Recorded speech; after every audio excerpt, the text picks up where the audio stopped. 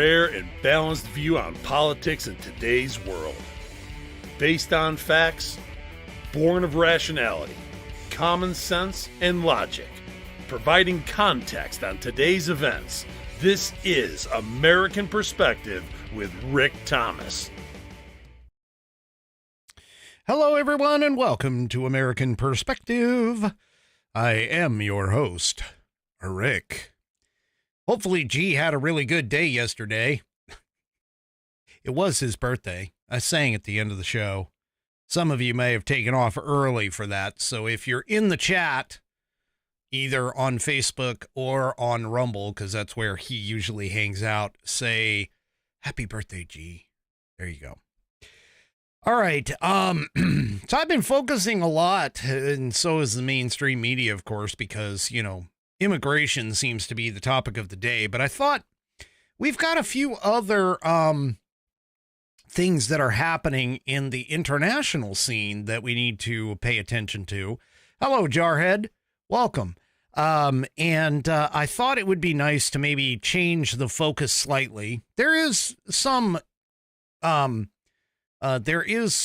national news in tonight's show, but we are going to be focusing on some international stuff for what's going on within the world, because something happened at the WEF that I think is quite important for all of us who are stalwart people against the globalist idea and society that was attempting to be done. But anyway, let's go ahead and get things kicked off tonight. We have Pops McGroin and partner reciting the Pledge of Allegiance. So if you are of mine, please stand, remove your hat if you're wearing one, and place your hand over your heart and follow along with Pops McGroin and partner in the Pledge of Allegiance. I pledge allegiance to the flag of the United States of America and to the republic for which it stands, one nation, under God, indivisible, with liberty and justice for all. God bless America. Thank you for that wonderful rendition, Pops and partner. If you would like to hear your rendition played here on the program, all you need to do is record yourself doing or performing the pledge in your style, and then taking that audio file, video file, whatever kind of file, and attaching it to an email and sending it off to fans, FANS, at AmericanPerspective.online. That's fans, FANS, at AmericanPerspective.online. And, of course, tonight is... Down to business.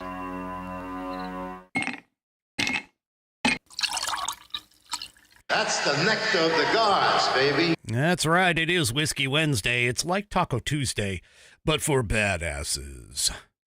My mom goes to Taco Tuesday all the time. But anyway, tonight I am drinking the Four Roses single barrel for tonight's drink, and of course we have that in, because it is Wednesday, we have it in the True Grit Roots Network glass, and that, of course, requisite sip. It's been a little while since I've had some. Got sick there for a little while.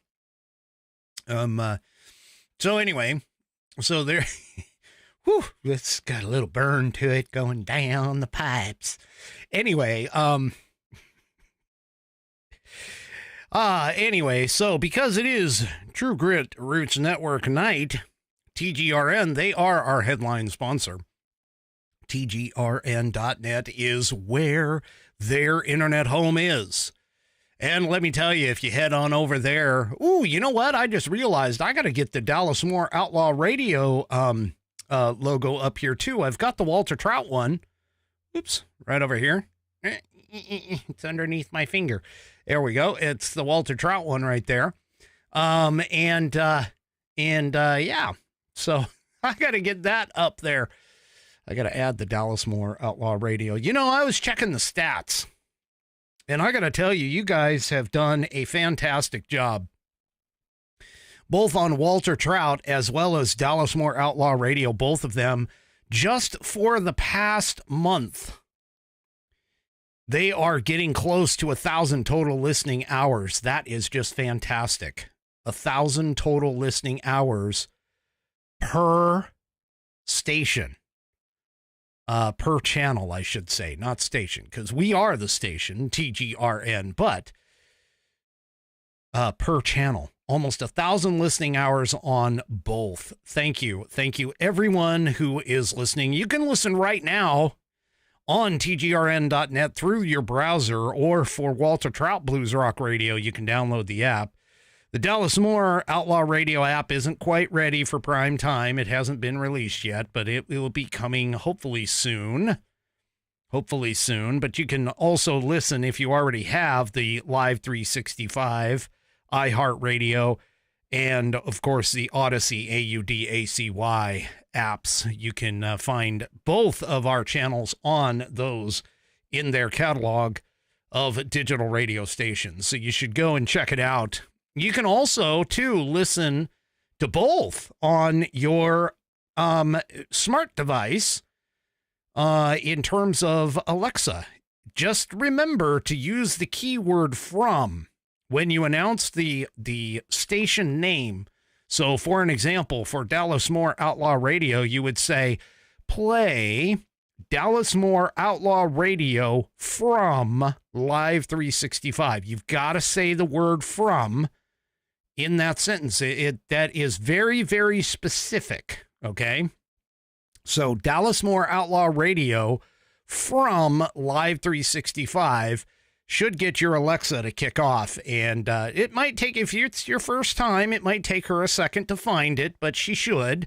And once she does, then after that, you can just say play Live 365, and you'll always have Dallas Moore Outlaw Radio as your first choice for that. So, yeah, you can go and check that out and try that out. You can also do that with Walter Trout Blues Rock Radio. You would just say the same thing.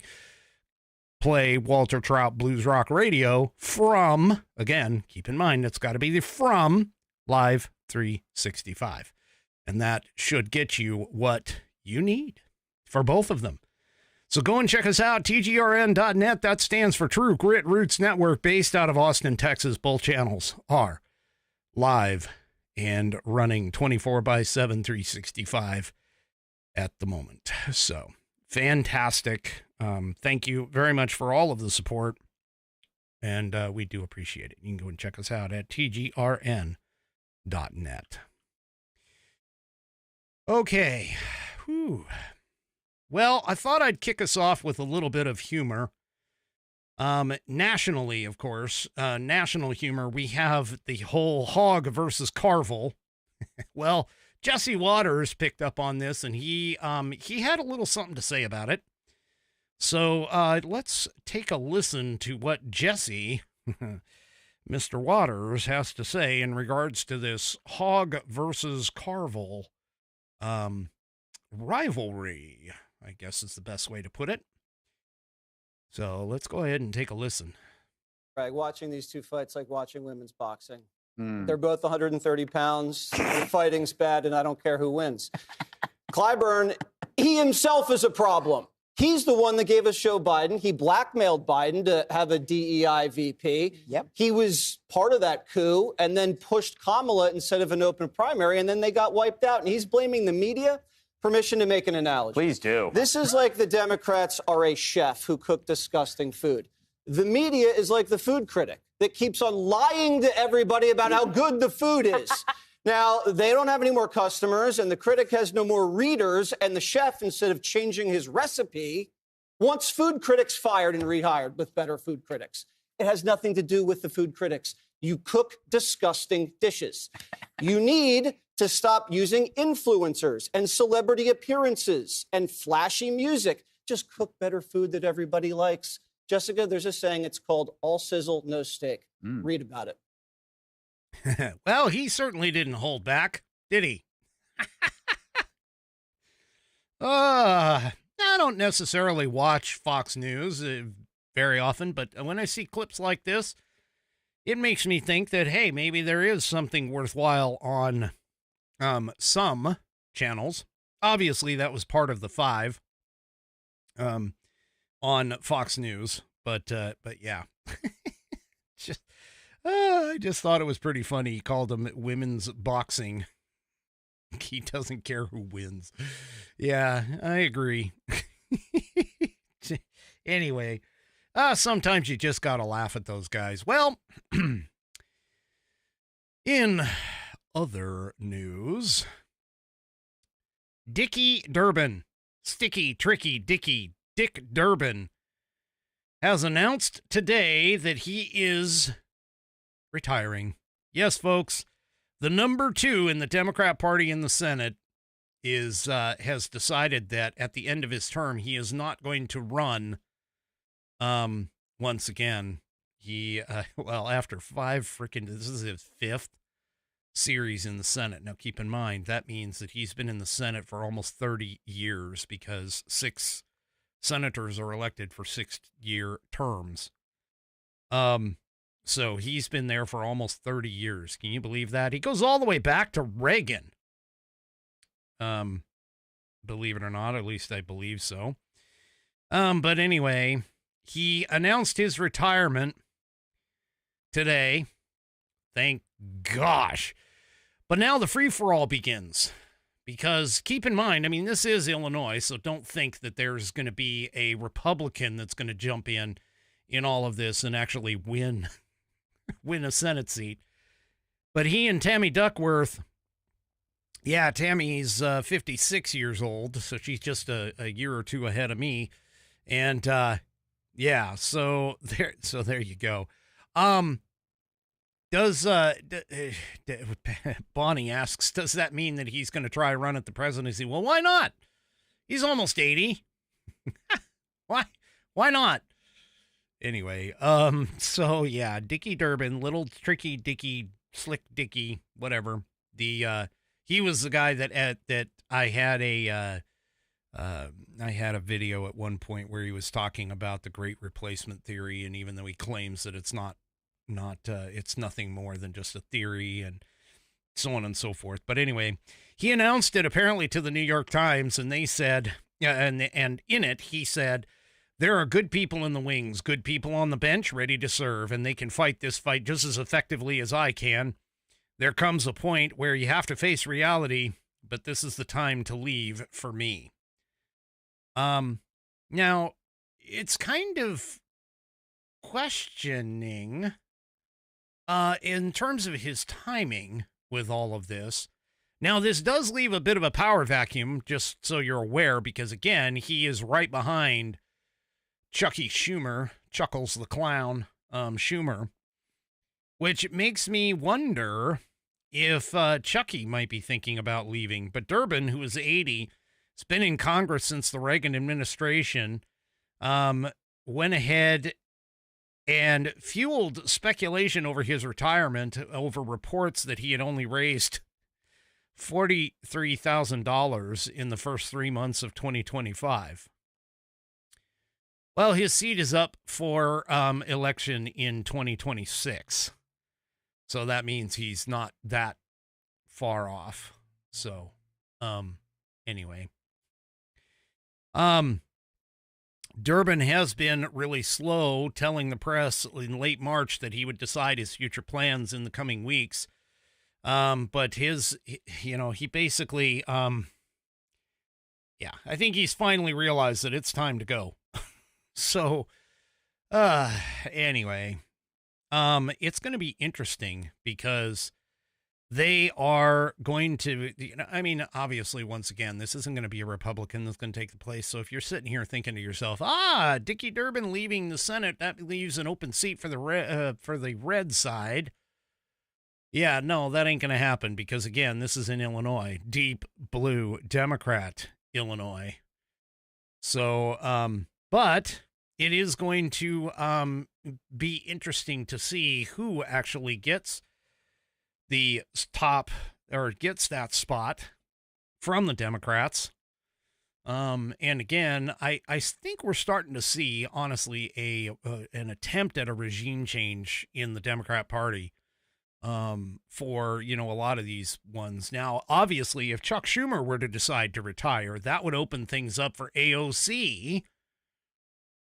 That would open things up for AOC to step in, like things have been rumored about her. Although right now she's basically running point for the Democrats as the most likely candidate to be for president, their nominee for president, or at least according to Nate Silver over at, I believe he's at either Real Clear Polling or 538. I can't remember which one is Nate Silver's things, but anyway. So yeah, like I said, don't expect that to be any kind of a shift in power, him leaving in 2026.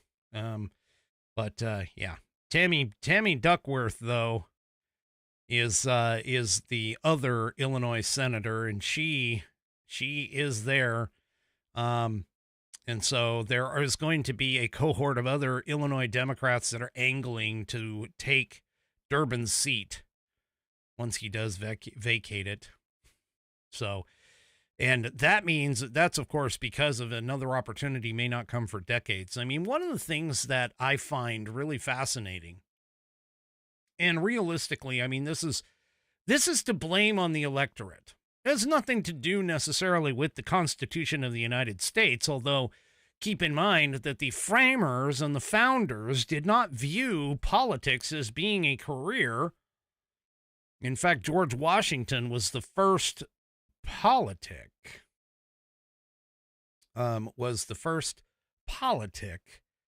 that basically admitted the fact that he only needed to be in for 2 terms, and he set the tone for the idea, for the entire situation. And so, yeah, again, they did not view politics as being a career. It was something that you did because it was your duty to go and serve the public for a short period of time, and then you were supposed to return to your private life.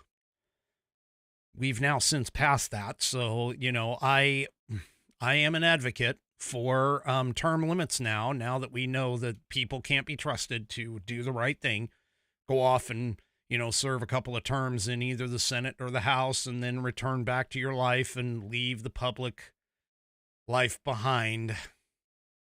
But anyway, so yeah, this guy's leaving.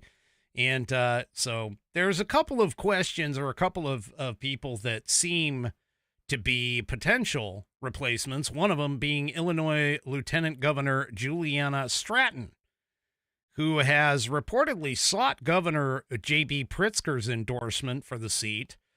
There's also apparently Representative Lauren Underwood, who's been sending out fundraising emails signaling interest in the seat. And then, of course, there's also Representative Raja, I'm going to mess up the last name. We'll just call it Raja K., who has raised millions amid the Durbin retirement speculation. So there's a lot of people that are looking at potentially taking his place.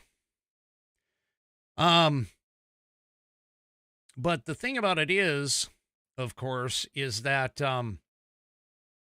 these people, unfortunately, and again, I blame the electorate for this. This is where I was going at first, and I got sidetracked in my own mind, which happens often. But the thing about it is that the electorate has decided that, name recognition is the big key. That name recognition is the big key.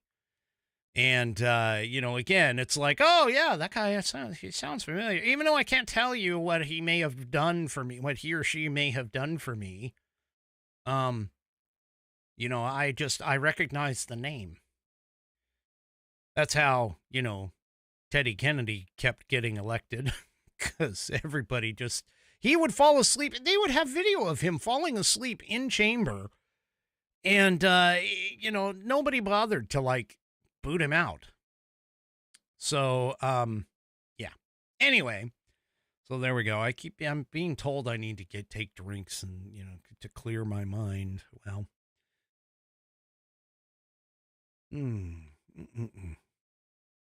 Here we go. All right. Well, anyway, so that's coming up. All right. Before I get into the next topic, let me go ahead and tell you, because I can't pass this up. Let me go ahead and tell you about 1775 coffee. Weak coffee is for the weak, and at Rumble, weak has never been part of the mission. No fillers, no fraud, and no settling for mediocrity, just like 1775 coffee. Now, I like my coffee. I have a large cup. You saw it here not too long ago. I have a large cup that holds 2 cups of coffee that I drink every single morning. It was a gift for my kids. Great cup for coffee. But I can't put, weak coffee into it. I can't put coffee that isn't going to be bold and flavorful, because that isn't going to wake me up in the morning. Well, 1775 coffee is single origin, small farm, hand-picked, specialty grade coffee that stands for quality, free speech, and of course, calling out BS when it matters. That's kind of like what I do on this show, is calling out BS. But anyway, forget stale, mass-produced beans roasted just enough to hide their flaws. Dark roast that hits like a Trump tariff. Medium roast keeps it bold without the bitterness, and the Vitality Mushroom Blend, real energy and lasting focus. No synthetic garbage. For K-Cup pods, whole beans, or fresh ground coffee, go to 1775coffee.com. That's 1775, and yes, I am spelling out the numbers because that's what they are, is numbers. 1775coffee.com.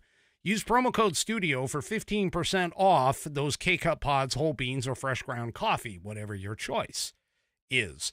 1775coffee.com. Use promo code STUDIO, that's STUDIO, for 15% off your order. And make sure that you start your morning with coffee that actually stands for something. Oh, and by the way, every dollar spent enters you with a chance to win a Cybertruck and $30,000 in cash. Go to 1775coffee.com, use promo code STUDIO, and get 15% off your order. And remember to start your morning with coffee that actually stands for something. 1775coffee.com. All right. Well, folks, the end of an era is here. Dr. Evil, that's right, Charles Schwab, has decided to step down from the World Economic Forum.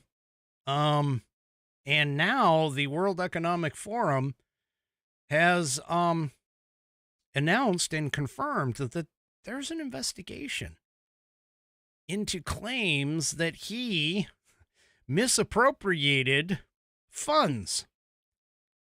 And it's these allegations, by the way, that reportedly prompted Charles Schwab's announcement of resignation this past week.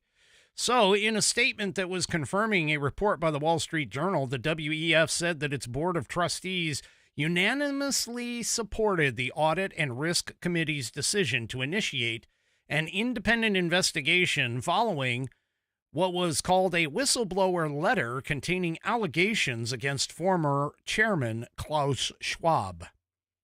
Now, Schwab, of course, is denying the claims.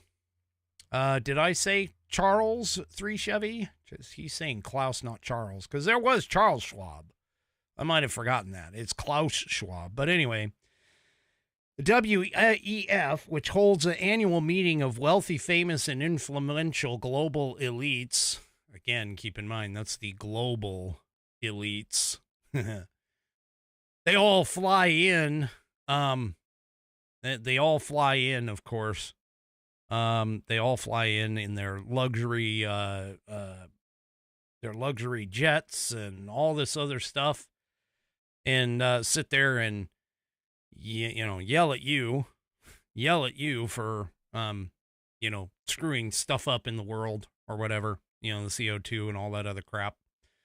Anyway, so they fly into a luxury Swiss ski resort town called Davos. They go there and they sit there and bitch about the world and everything else, all about it. But anyway, so in the statement, the WEF's board hailed Schwab's outstanding achievements in his 55 years in charge, but the Wall Street Journal reported that the decision had been spurred by a board decision to investigate allegations of, surprise, surprise, financial and ethical misconduct by the longtime leader and his wife, Hilda. So the letter is said to have been sent by an anonymous current and former WEF staff, so a group of them got together, including allegations that Klaus, yes, I'm going to say Klaus now, Klaus, I'm sorry about the Charles Schwab earlier, Klaus Schwab asked junior employees to withdraw thousands of dollars from ATMs on his behalf, and then he also reportedly used forum funds to pay for private in-room massages at hotels, wrote the Wall Street Journal, which the Wall Street Journal said that it had seen the letter and actually spoke with people familiar with the case. It also, the letter itself, alleged that his wife Hilda scheduled token forum-funded meetings in order to justify luxury holiday travel at the organization's expense.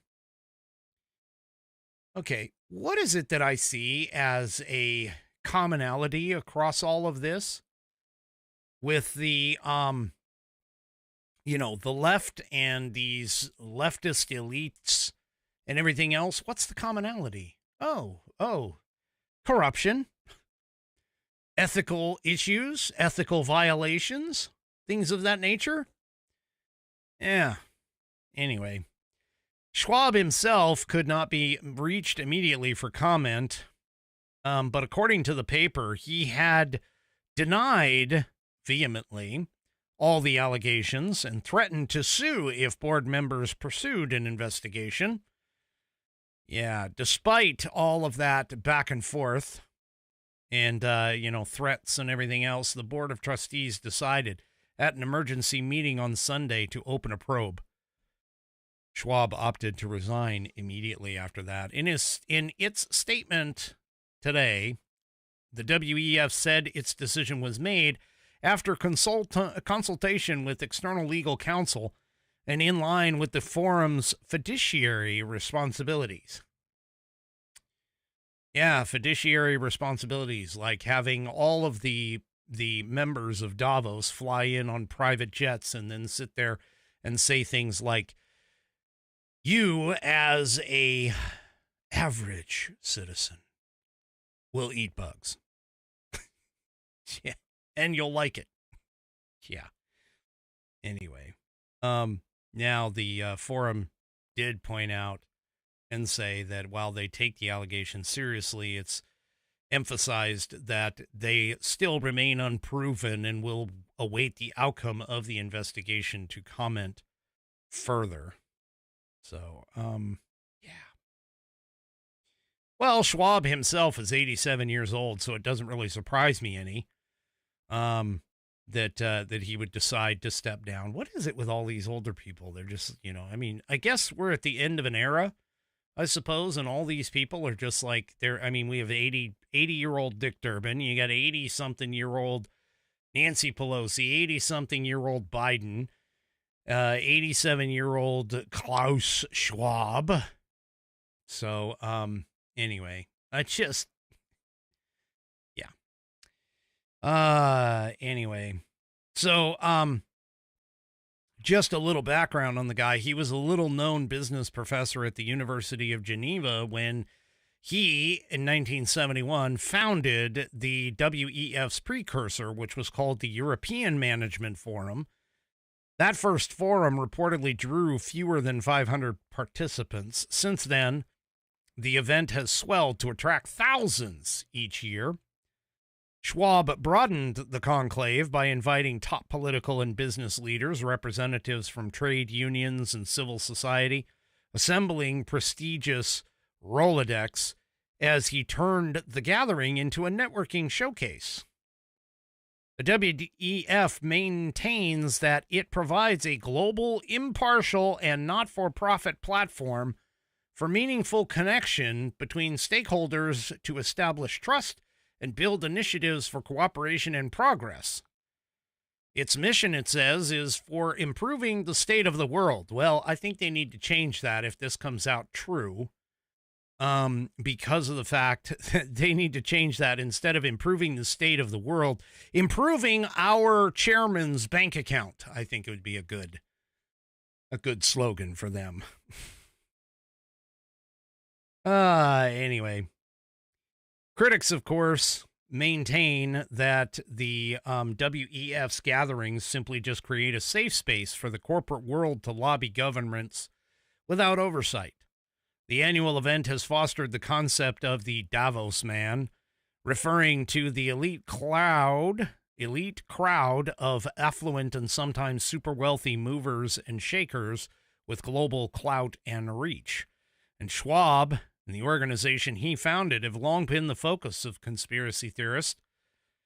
Elon Musk himself even said on his platform X that Schwab wanted to be the emperor of Earth.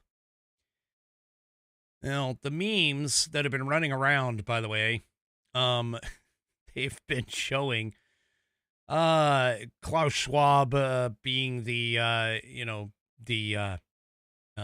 Dr. Evil and comparing him to that.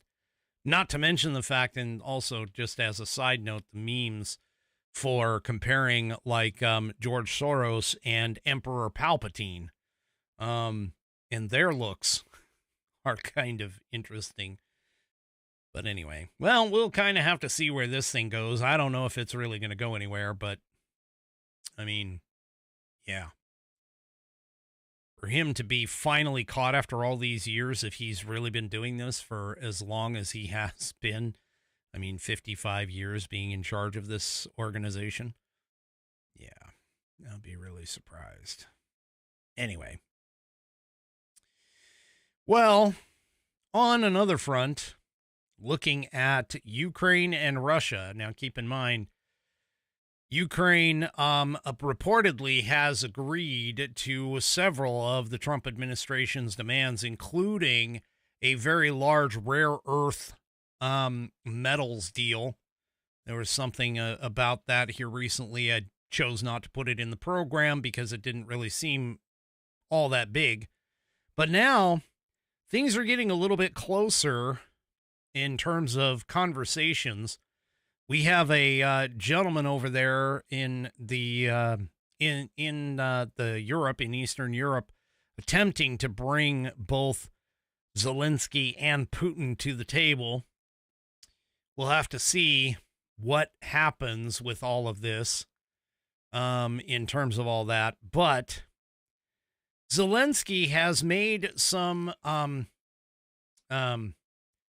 conversational speaking points and has said that he remains opposed to land concessions, meaning the Russians hanging on to the areas in the Crimea and the Donbass that they have already taken under both Obama and Biden, that he remains opposed to just handing those over to the Russians.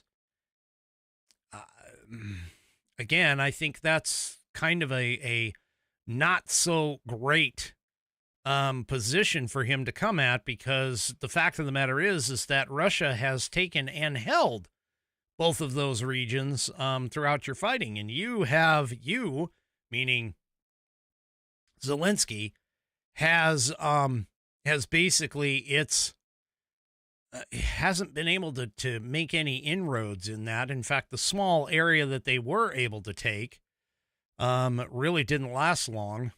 Once Russia decided to go ahead and put its forces on there. Well, Trump, of course, is criticizing Zelensky over these conversations. And all of this, of course, comes at the fact that now, for whatever reason, and this is a question too, Putin all of a sudden has changed his heart. Well, he says that he's changed his opinion on direct talks with Ukraine.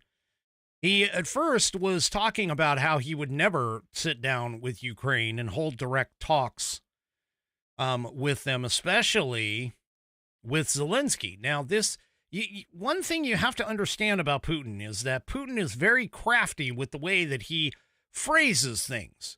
He uses specific phrasing in order for you to understand. This is sort of how you read between the lines with this guy, is he has certain phrases and certain phraseology and the way that he says stuff. And you know, what he says matters just as much as how he says it.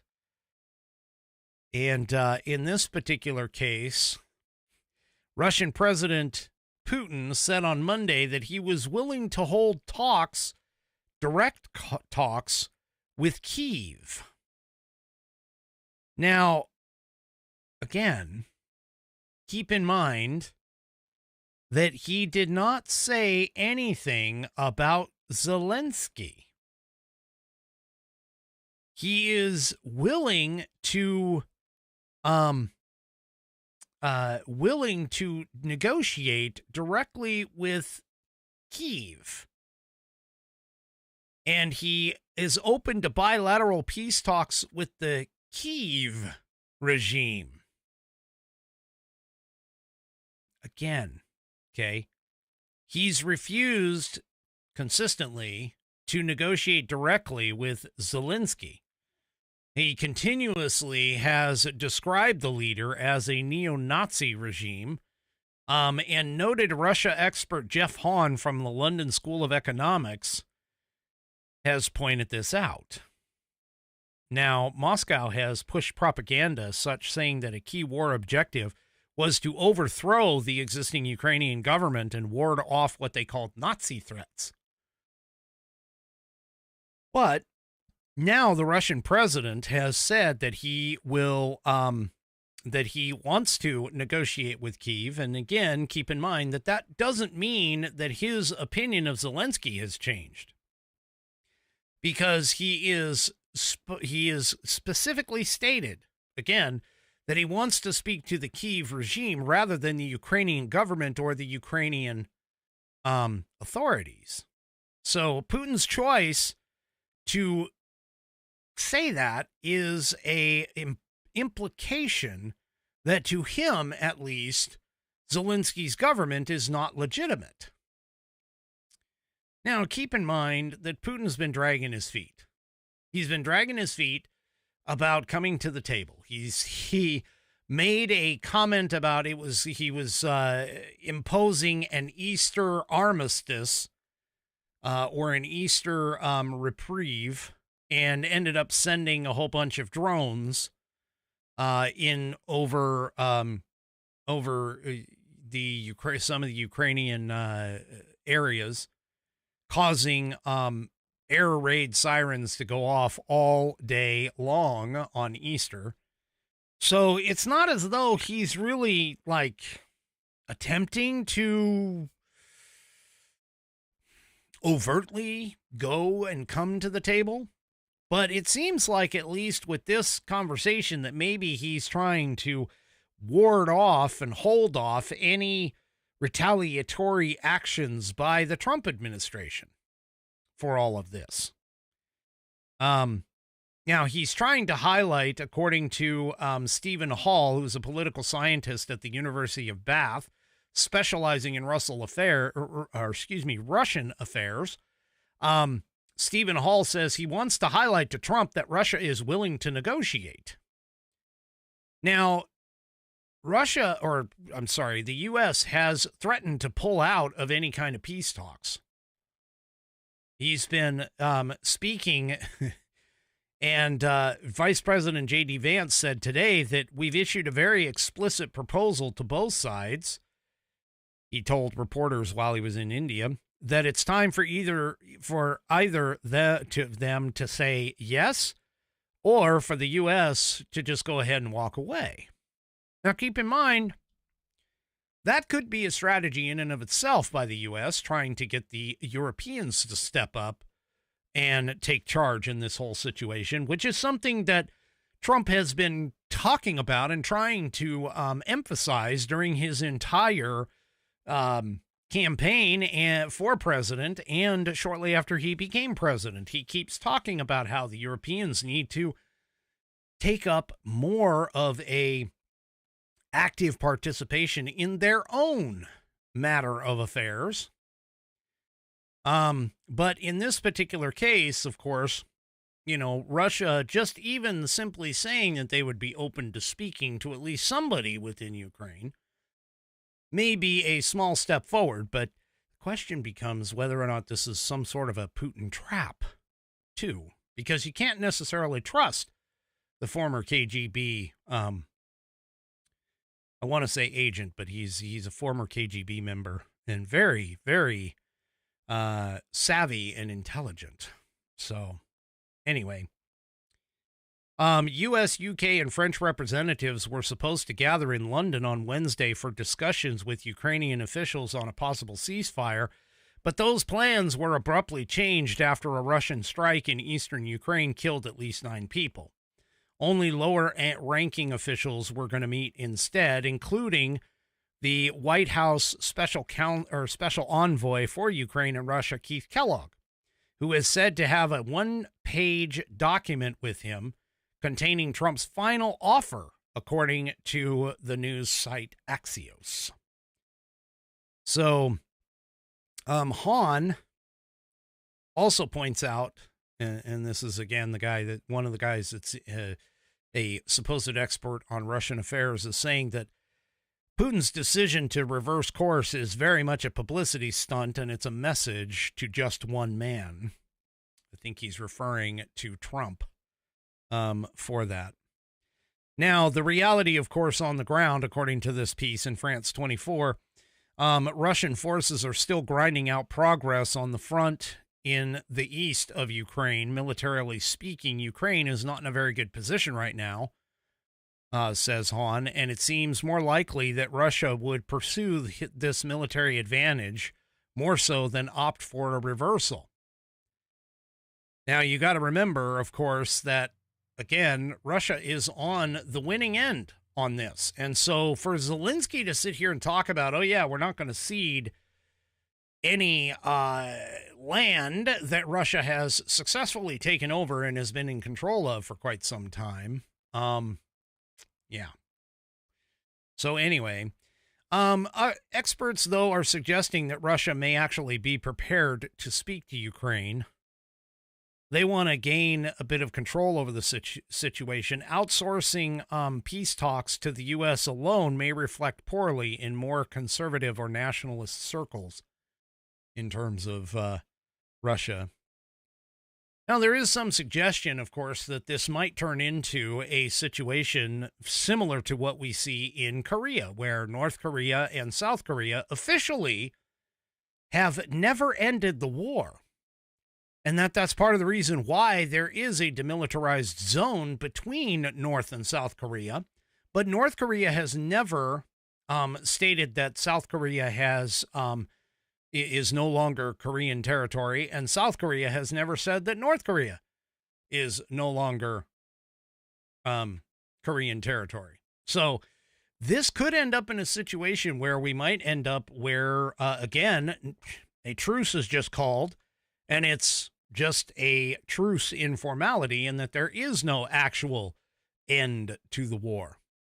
That the both sides just basically say, okay, well, we're kind of done fighting, which again, Russia's winning right now. They don't have any reason to say that, hey, we're going to end this. So, yeah. Anyway. So depending upon the contents of Trump's final offer, that also might move the needle a little bit as well.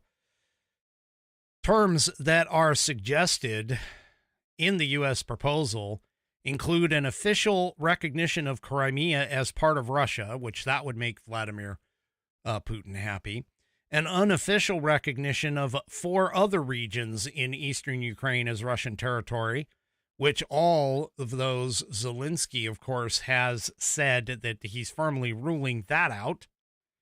The Ukrainian president told reporters during a press briefing on Tuesday that there is nothing to talk about, that by giving those regions in eastern Ukraine to Russia violates their constitution. So the U.S. plan also is reported to assure Russia that Ukraine would never become a part of NATO, and that sanctions against Russia would go ahead and be eased. Now, the White House, of course, has neither confirmed nor denied any of the details of that plan that they are planning, or that they supposedly have with them for that. So, according to Hahn, again, one of those Russian experts, he's saying Putin got almost everything he wanted from Trump. If he goes into direct talks with Ukraine, the U.S. could pressure Kyiv into accepting a deal. And this is why Putin may have made his about face in terms of all this, that he may see this as, okay, Trump has, especially in Trump's final offer, Trump has already decided to give me everything that maybe not everything, but close to everything that I've wanted. And so now it's very likely that I could just go and sit down at the table and let the U.S. pressure Kyiv into accepting the deal. So that, too, by the way, if Putin goes to direct talks with Ukraine, it could also be a reason as to why, or it also could indicate that Putin has a desire, I should say, to cut Europe completely out of any of the negotiations. So, yeah. Anyway, we'll just kind of have to see, but that's sort of an interesting angle.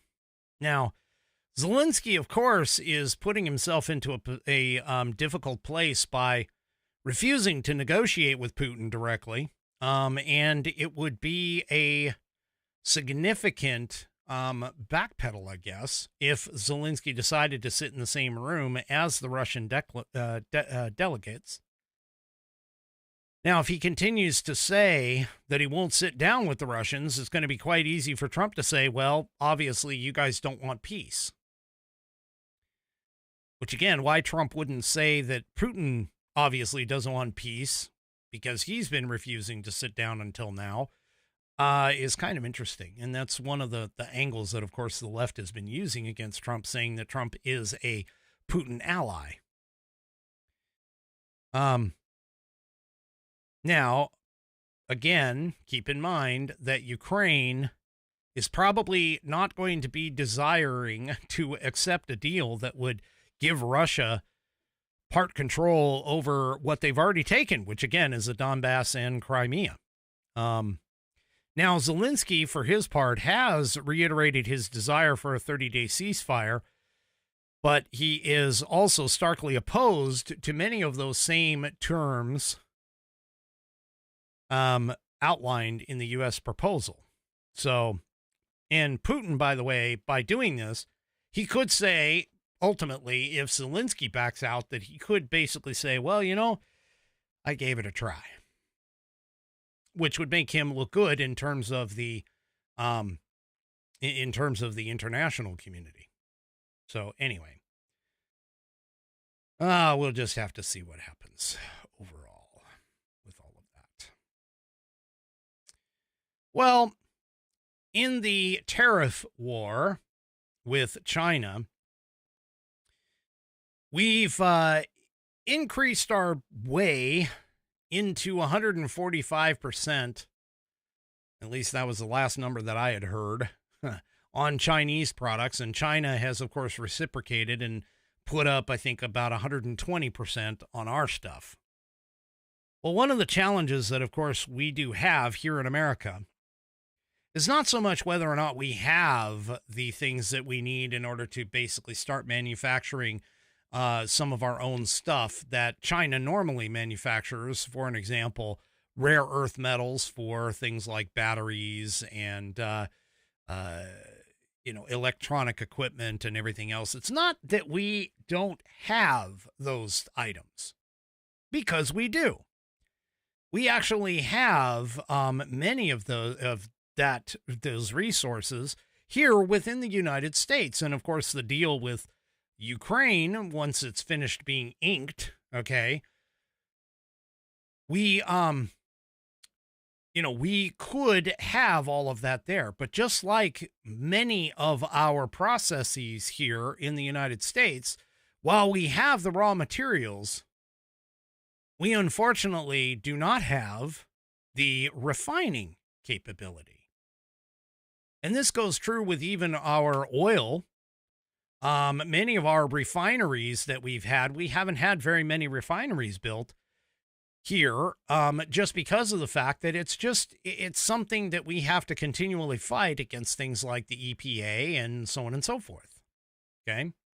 Well, there's a report out in the Epoch Times that discusses that the U.S.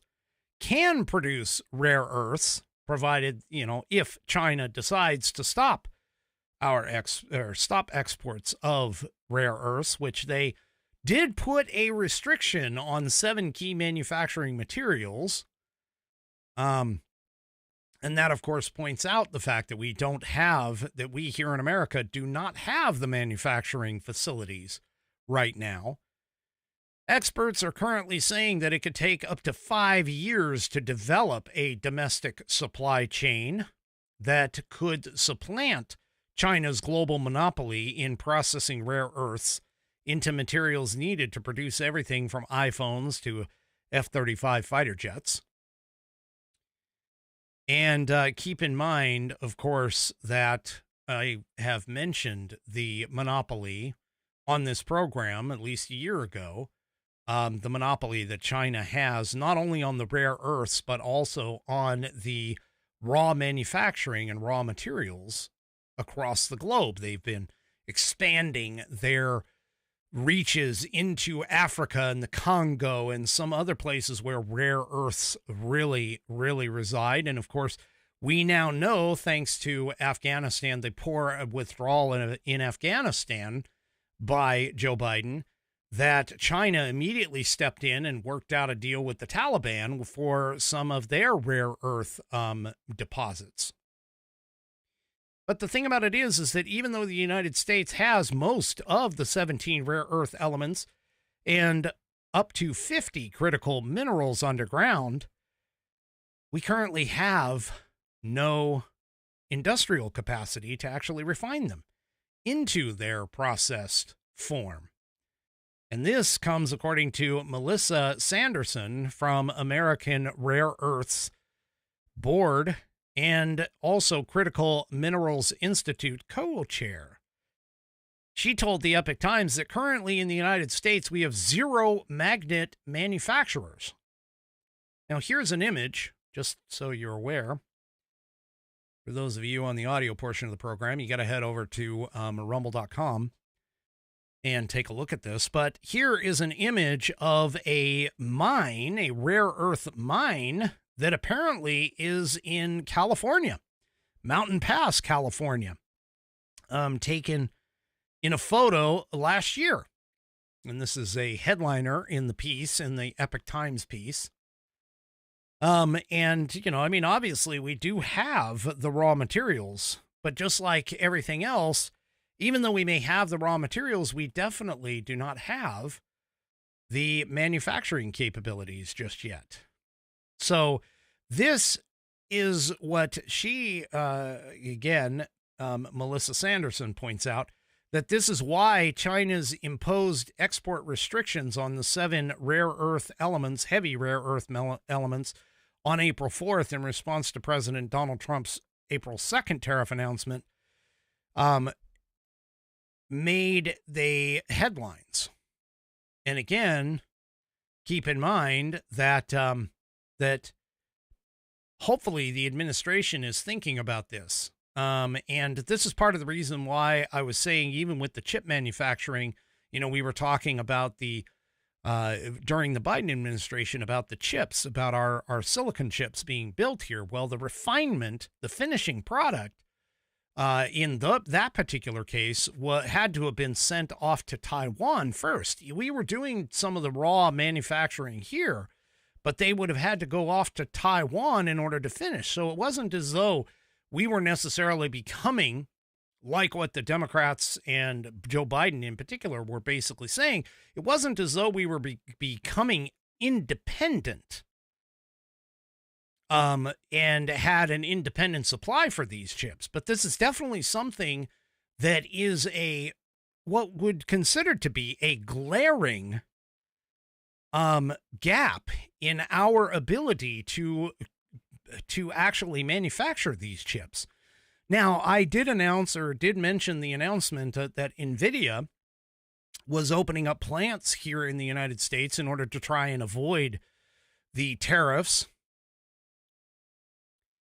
And so, again, this is a situation where Donald Trump and the Republicans need to start paying attention to the fact that while we may have the raw materials here, we need to actually develop a local supply chain, meaning that we have to develop the ability to refine and mass produce the raw materials in their refined form for this.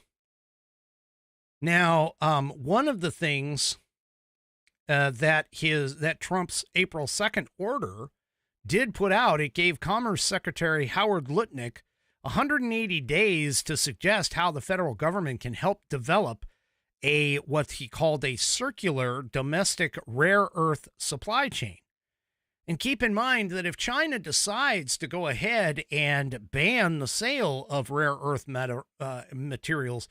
minerals to the United States, that would actually kick off, and that would be a positive factor, because that would actually force the United States to actually create a solution for all of this.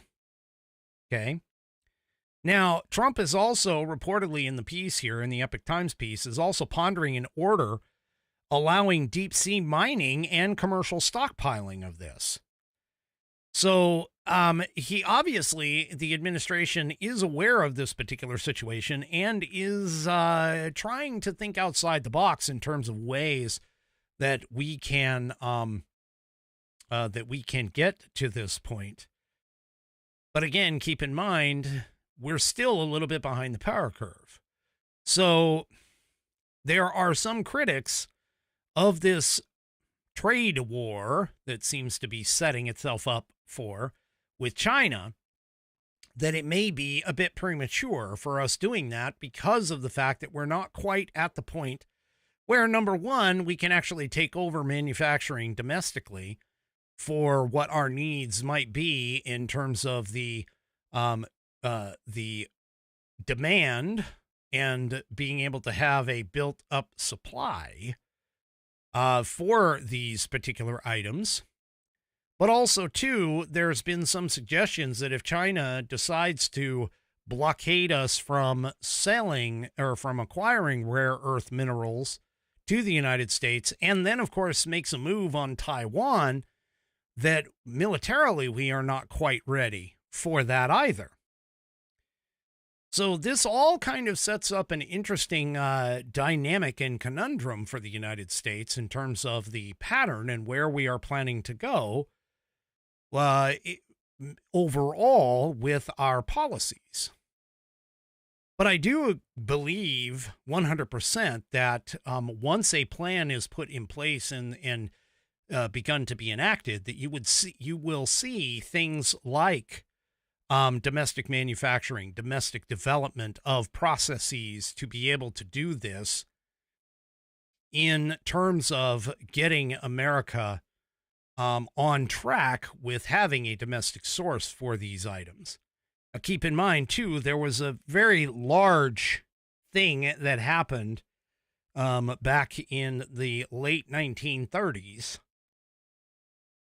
and early in 1940 that a lot of people kind of poo-pooed the idea that the American mechanism would be able to be put into place to get things started. And the world was very surprised in World War II, in particular, what I'm talking about, in terms of how quickly the shift from domestic manufacturing was able to be put into gear, per se, and pushed toward the idea that we need to put all of our resources toward the war effort. And this is one of the things where they're talking about in terms of awakening the sleeping giant. Now, keep in mind, although that likely can still occur today, it is definitely a different society than what it was back then. So there are some questions as to whether or not this is going to be able to make it occur. But anyway, all of this is a potential scenario.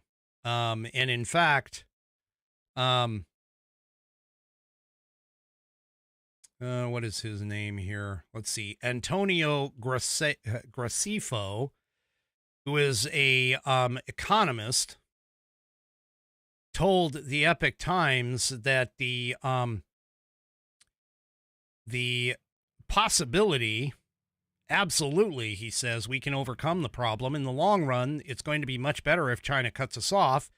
Industry will definitely find a way. And the Colorado School of Mines economics professor Ian Lang also agrees with that. He is on the optimistic side of all of this. Lang said that there are substitute materials for the 7 restricted rare earths, and some manufacturers are telling him they'll survive without the 7 rare earths. He also is wondering whether or not China can actually sustain its rare earth export restrictions because of the fact that the American industries are the biggest markets. And this is one of the things that we were talking about in terms of tariffs. Almost every single country in the world has a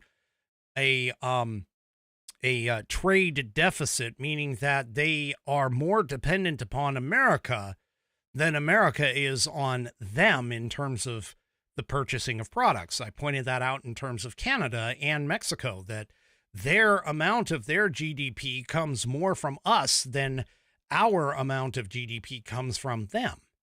And so, in terms of monetary. So the thing about it is that while this may seem like a winning strategy for China to go ahead and shut off our access to these rare earths, it may not be in the long run something that they are going to be able to do in the long term. Now, Lang did tell the Epoch Times that we'll see if this is a real or just another hoop to jump through, and that we have been slowly building up the supply chain over the last couple of years. Now, he does mention that he says we are getting close to having something here in the United States, but that term close is sort of a relative term because some proposed projects can routinely take 10 to 20 years in order to be approved and actually get ramped up. Now, there is an Australian-based company called American Rare Earths, and they're among a wave of startups in the United States that are engaging in rare earth and critical material or critical mineral mining. They are looking at processing dysprosium and terbium, 2 of the 7 restricted heavies, by building a refinery near its Halleck Creek mine outside of Wheatland, Wyoming. Dysprosium is used in magnets incorporated in motors and generators for wind turbines, electrical vehicles, nuclear reactor rods, control rods. Terbium compounds are used in electronics, semiconductors, and fluorescent lighting. And the company also owns a mine in Arizona, just secured a $7.1 million grant from Wyoming and a letter of interest for up to $456 million in debt financing from the United States Export-Import Bank to produce what it says is a 20-year supply of key rare earths, including those two. Also in Wyoming, Ramonco Resources is breaking ground on an estimated 1 billion ton rare earth deposit and piloting a processing plant at its Brook mine, where Rare Element Resources has started proprietary processing and separation operations at its Bear Lodge demonstration plant in Upton. Oklahoma-based USA Rare Earths, which is opening a neo-magnet factory this year, produced its first sample of dysprosium oxide from its Round Trip, Texas mine this year and processed it at its research plant in Wheat Ridge, Colorado. So as you can see, there are several places, and that's not the only ones, but several places. UCure Rare Metals is developing a Louisiana strategic metals complex in Alexandria with $20 million in state incentives. And Energy Fuels, a uranium mining company, is processing monazite sands to extract rare earths at its White Mesa mill in Utah. Now, both of those are Canadian-owned corporations. So, yeah, they're working on it, but we may be a little bit of time. It may be a little bit of time before things are set up. Jarhead points out Greenland is loaded with rare earth minerals. Well, it's kind of interesting, but who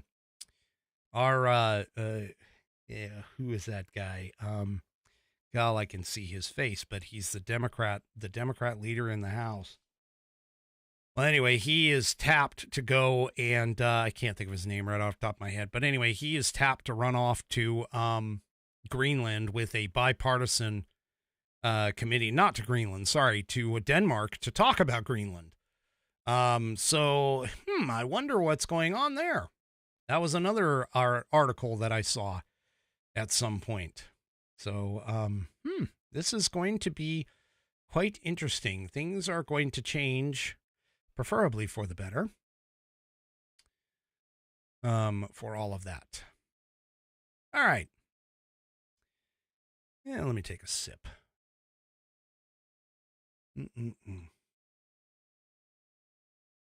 Okay. Well, let's shift from the international front and the rare earths front back to some domestic things that are occurring. First of all, Marco Rubio has decided to create a massive shakeup at the State Department. He said that he's targeting bureaucratic bloat. The Trump administration, and this is a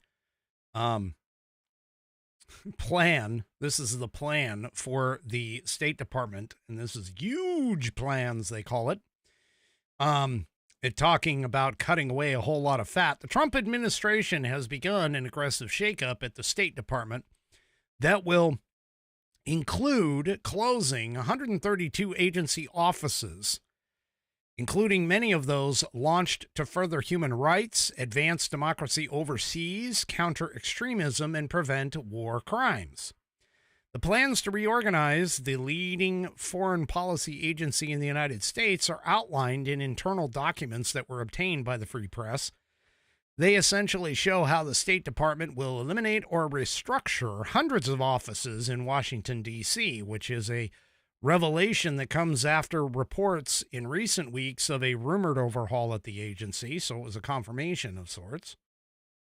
The State Department is bringing its number of offices down from 734 to 602, which is roughly a 17% reduction. Now, this is definitely needed, for sure. Because again, our government has gotten huge, man.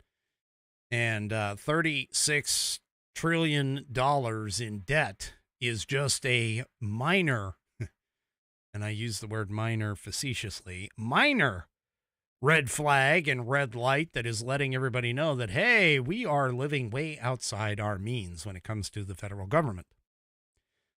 So Rubio explained in a statement on X, "We are facing tremendous challenges across the globe to deliver on President Trump's America First foreign policy.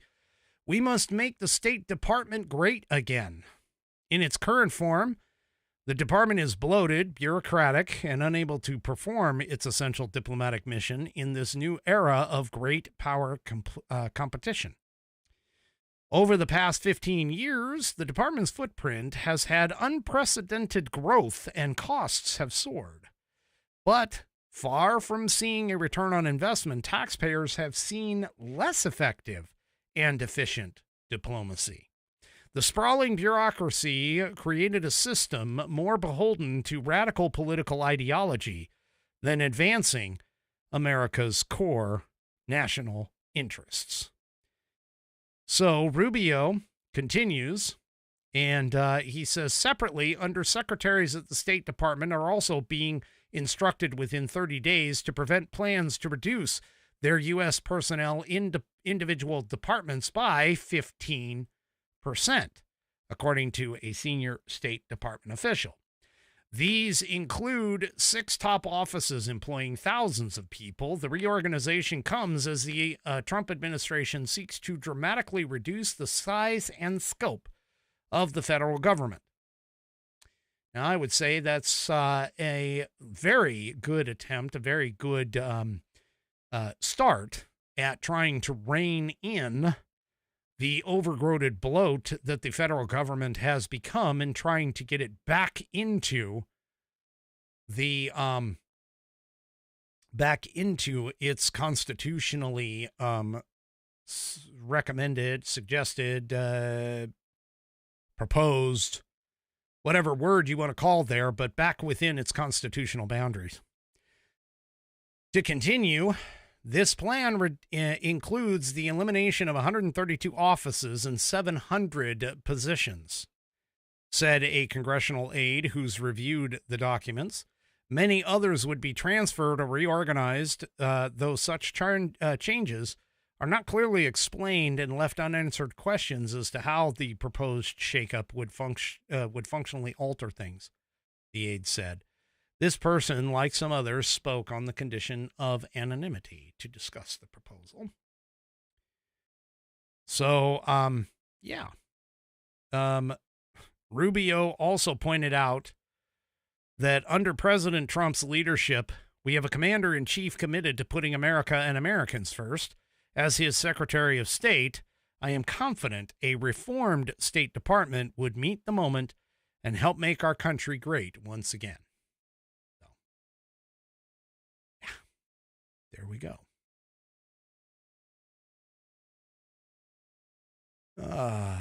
So that's a good move forward, is the reorganization of this. Well, the Pentagon hasn't had a very good start. In fact, it's had a very rocky start under Pete Hegseth, and mainly just because of the fact that Pete Hegseth is what is essentially a peace through strength advocate for the most part. And some of these people are not. Well, apparently there was some leaks. Like, we aren't really surprised on any of that. There's always been leaks. Leaking seems to be what the government actually does best. But now Pete Hegseth and the Pentagon has now sent a clear message to many people who were leaking in the Pentagon. He suggested that many of those who gave internal information to the media could actually be subject to prosecution. So he went on Fox and Friends with Brian Kilmeade, and during the conversation, Hegseth discussed the seeming flood of leaks coming from the Pentagon, which Democrats and the media have used against him and Donald Trump. Okay. Hegseth, of course, defended his leadership and condemned the leaks as efforts to sabotage the Trump administration's agenda. He stressed that leaked messages shared via the messaging app Signal were informal, unclassified coordinations for media coordination and, other mundane things.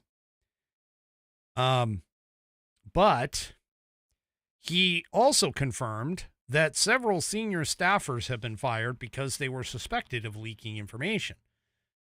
And he says that it was a result of an investigation, sufficient evidence to believe they or others near them were party to the leaking. And he has now issued issued a statement basically saying that evidence from those leaks are going to be handed over to the DOJ for possible potential charges. Now, he said in that same interview that all persons found to be leaking sensitive U.S. military plans will be referred to the Justice Department for prosecution. His exact statement was, when that evidence is gathered sufficiently, and this has all happened very quickly, it will be handed over to the DOJ, and those people will be prosecuted if necessary. He also continued and said, we don't think, based on what we understand, that it's going to be a good day for a number of those individuals because of what was found during the investigation. So he also continued and said the leakers know who they are. We know over time the truth will be told, and we stand firm behind that. So, yep, looks like some of these people, including senior advisor Dan Caldwell, Deputy Chief of Staff Darren Selnick, Chief of Staff to the Deputy Defense Secretary Colin Carroll, and top spokesman John Ilioit, had been let go as a result of the probe's initial findings. So, yeah. Anyway.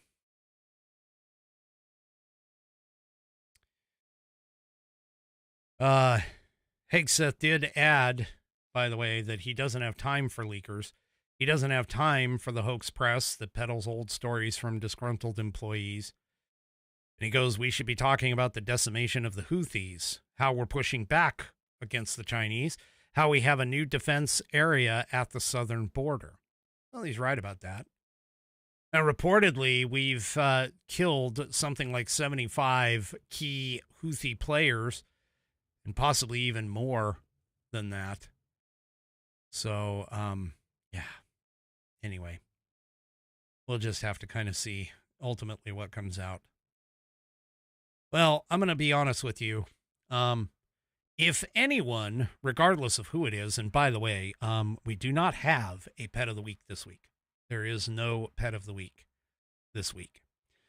But I do want to point out that if anybody wants to restore the public confidence in the American justice system, and if anybody is looking to restore confidence in the idea of law and order, this is not the way to do it. Okay, this is clearly not the way to do it. So, Minnesota, apparently a state employee, has allegedly been arrested for vandalizing Teslas. What was he doing? Well, he was basically allegedly keying these Teslas and caused something like $20,000 worth of damage to these cars. But he's not going to be charged. And he's not going to be prosecuted. Hennepin County District Attorney Mary Moriarty will alternatively request that the gentleman named Dylan Bryan Adams, who is a program consultant for the state's Department of Human Services, be sent to a diversion program. Hennepin County Attorney's Office spokesman Daniel Borterchpopeg, that's a hell of a name, basically said in a statement to the Minnesota Star Tribune that our main priorities are to secure restitution for the victims and hold Mr. Adams accountable. Yeah. He says, as a result, we will file for pre-charge diversion to best facilitate both of these goals. He said this is an approach taken in many property crime cases and helps to ensure the individual keeps their job and can pay restitution, as well as reducing the likelihood of repeat offenses. Really? Going light on somebody is going to reduce the likelihood of repeat offenses. Uh-huh. And he also continues and says, criminal prosecution remains a possibility should unlawful behavior continue. Now, Adams, of course, was released from jail on April 17th, one day after being arrested. Okay. He said, and his attorney, Robert Paul, that's Paule, told the Star Tribune, my client is very remorseful for his actions and is beginning the process of making sure the victims are made whole financially. Okay, I'm just going to point this out. Look, everything in life, regardless of what it is, and we've had a local situation come up to someone that's known to the family in terms of this kind of situation. But everything in life, from the time you become an adult, for the most part, everything in life is a choice. And even when you're a kid, everything in life is a choice. You choose. And in this case, this gentleman chose to grab his key and key somebody else's property. It's no different than someone stealing property. You chose to do this. See, you weren't driven by some kind of compulsion, because if that was the case, it wouldn't have mattered so much in terms of the specific target, meaning the Teslas. But you chose to make that action.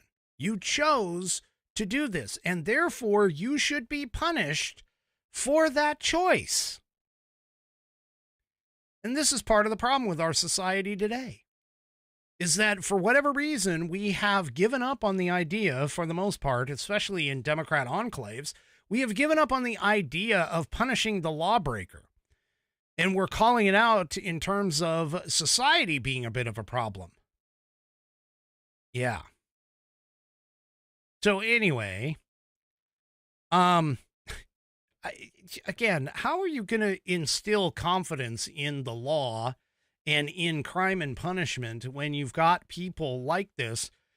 You know, I'm willing to bet you that had it not been a state employee, they probably would have thrown the complete book at it. Well, maybe not, because again, Teslas were being keyed.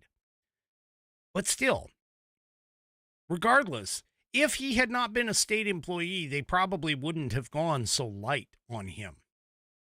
If it had been a MAGA person keying Democrat cars, for some reason, I guarantee you they would have thrown the entire book at him, put him in jail for multiple months without a speedy trial, held him for, whatever trumped up charges. And yes, that isn't a direct pun, trumped up charges like they did the January 6ers for all of this. This is part of the double standard that is a bit of a problem for many Americans, especially those of us who are on the side of one standard, one rule that applies equally across all. Now, apparently, this case has impacted 6 different victims. And again, as I pointed out, up to $20,000 in damages. So, yeah. The police were not happy with this situation, by the way. The police chief Minneapolis Police Department was not happy about this decision not to charge him. The police chief, Brian O'Hara, stated to the Star Tribune, it identified, meaning his department, it identified and instigated a crime, or investigated a crime trend, identified and arrested a suspect, presented a case file to the Hennepin County Attorney's Office for consideration of charges. And then he continued and says, any frustration relating to the charging decision of the Hennepin County Attorney should be directed solely at her office. And you're sitting here wondering why the police are taking certain stances to where they're like, hey, you know what? I'm not even going to bother arresting people because all they're going to do is just end up letting them out. That would certainly be a morale buster. That all of your hard work that you put in terms of making a case, and all you're going to do is just let the guy out. Again, this is not the path that you want to take if you want to talk about being the law and order party or being on the side of law and order. This isn't the path to move forward here, folks. And especially considering the fact that many of the attacks that have been going on with Teslas and Tesla dealerships, speaking about that, there was an occupation of a Tesla dealership just within the last 48 hours. They went and a group, apparently, which why they're not being called a terrorist organization, but there was a dealership in New York that had paint sprayed on its windows, and these people took over, and the police basically did nothing. They just stood there and watched it happen. And you want to see or talk about, the confidence in the American public for things like law and order. It's all bullcrap until you actually perform that law and order. So don't sit here and tell me, and by the way, too, especially for the Democrats, because these are happening in Democrat enclaves, okay?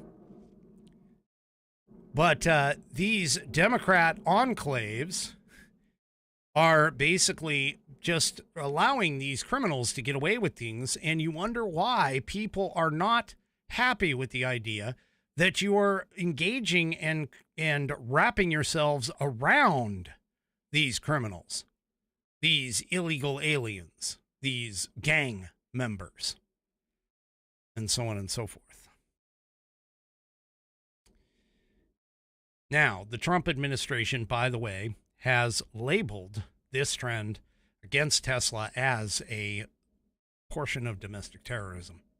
And speaking of Tesla, just in the last final moments here, Tesla has reportedly lost 71% of its net income, or net profit, I guess. And so Elon has stated that he is going to step away from his Doge activities for a period of time so that he can go back and hopefully right the ship with the whole Tesla thing. I don't know how effective that's going to be, considering chances are the reason why the Tesla dealership has gone down because of his the